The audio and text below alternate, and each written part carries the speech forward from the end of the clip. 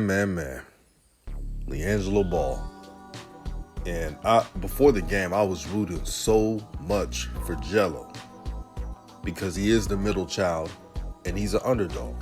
We all root for the underdogs. We all get that. But even though he played 5 minutes, which is 10 minutes less than last season, Jello averaged 15 minutes a game in the Summer League last year. You saw some plays that just, when you first, let's say it like this. If you're not drafted, all the minutes that you have, you got to take the opportunity well. I'm going to give you an example. Figueroa was not expected to play 30 minutes last game against the Lakers. His first 3 minutes, what did he do? Hit a three, was active on defense, and he had an assist. And then miraculously, he played more minutes in that game, more than expected, because he was on fire. He shot 7 for 7 field goals. I repeat, Figueroa shot 7 for 7 field goals. Now, next game, I hope Jello plays more. But, man, I felt bad for him. I got to keep it real with y'all. Because what happened? Not only the missed shot, which Jello usually makes, that corner pocket three. And again, he only played 5 minutes. Because I know people going to be like, oh, he only played 5 minutes. You need whatever minutes you get, you got to be on the plus side of the plus minus. Again, he wasn't drafted, meaning Jello. So his journey is different than from others. See, if you're drafted, you can get away with making inefficient plays. But not just the missed three, but the one where Mason Jones, and shout out for Mason Jones, he's from DeSoto up here in Texas. What did Mason Jones do?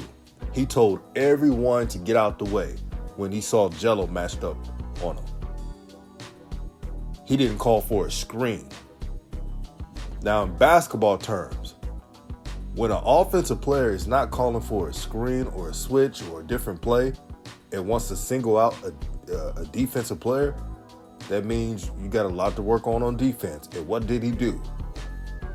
He ISO'd, and Mason Jones is not even an ISO player. That's the crazy part. When he was with the Rockets, he's just a spot-up shooter. He did one little hezzy, one little step back, bam, shot a three. And when I saw it, I was like, dang, man, not on Jello. But I really hope the next game, Jello can just find a way to get more minutes. Just find a way to get more minutes than 5 minutes and see what happens. But this Charlotte Hornets team is just a headache to watch. I know they're 1-1, but they're hard to watch, man. The point guard play is bad. Kai Jones, who was supposedly said, oh, I was killing everybody in practice. He looks the part. He's a physical specimen. But, man, he needs more basketball IQ. I'm glad he didn't shoot threes, but you got to take more shots than that, man. You got to go and attack. But he didn't really do anything. He only shot 2 times on offense. Just because people with opinions say don't shoot threes doesn't mean you take less shots. JT Thor, even though he's not offensively there yet, he made a couple threes. He still shot 4 for 13. But just my prediction, Steve Clifford is going to use JT Thor more. Out of everyone in the Summer League, he's going to be the guy that's going to get more minutes. I guarantee it. Because he could but he could switch multiple positions to play defense. And Steve Clifford is a defensive coach.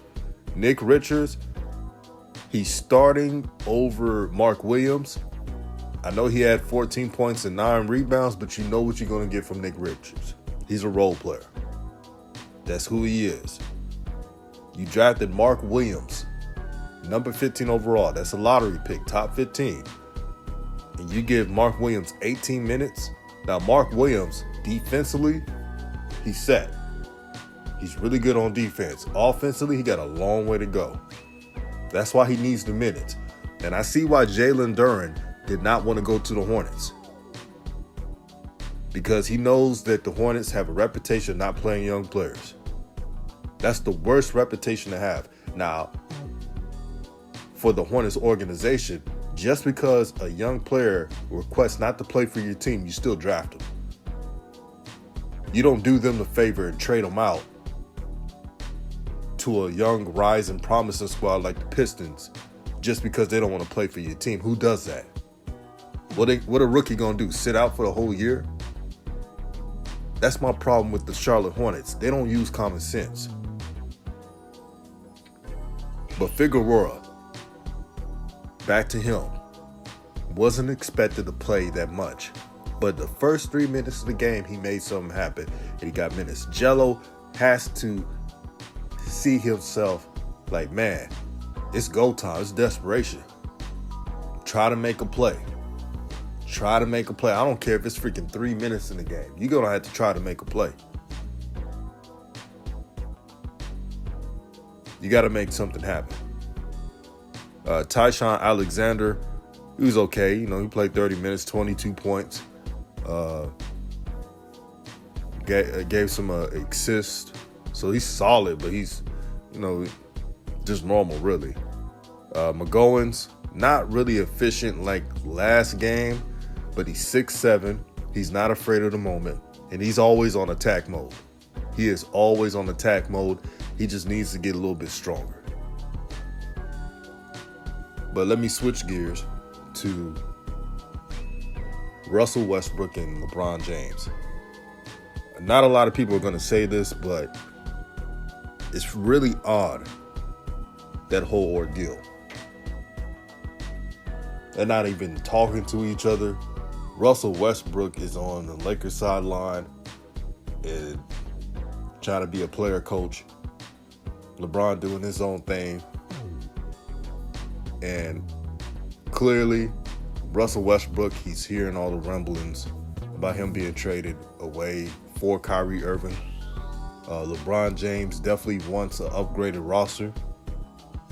Let's be honest, last year's team with the Lakers, horrible on offense, no shooters. Now, Westbrook, I thought it was odd that he blamed Vogel for a lot of stuff. But Russell, it doesn't help when you're turning over the ball so much. It doesn't help when your defense is not efficient. I don't care what coach is there. I don't care what coach tells Russell Westbrook, you're the guy. If you're not doing what you need to do and not being efficient, it's not going to work. It's not going to work at all. But we'll see what the Lakers are going to do. But you just saw Rob Pelinka speak with the Nets GM, Sean Marks, and a Toronto GM. Could this be a 3-team trade? We'll see what happens. Is LeBron James perfect? No, because even though he scored 30 points per game, he sacrificed his defense to have energy for offense, clear as day. But at the end of the day, he had more positive than negative than what Westbrook did. This is nothing against Westbrook as a person. He's a Hall of Famer. He's respected. But it just didn't fit with the Lakers. And I'm not sold on transforming Russell Westbrook into a more less turnover prone guard. He is what he is. He's not going to change. He's been in the league over a decade. Just keeping it real. I do like the Darvin Ham signing. He's a grown man in the locker room, and he expects excellence. That's what the Lakers need. But that will be all for today. Like, share this video throughout all social media platforms. RawTruth Media, and I'm out.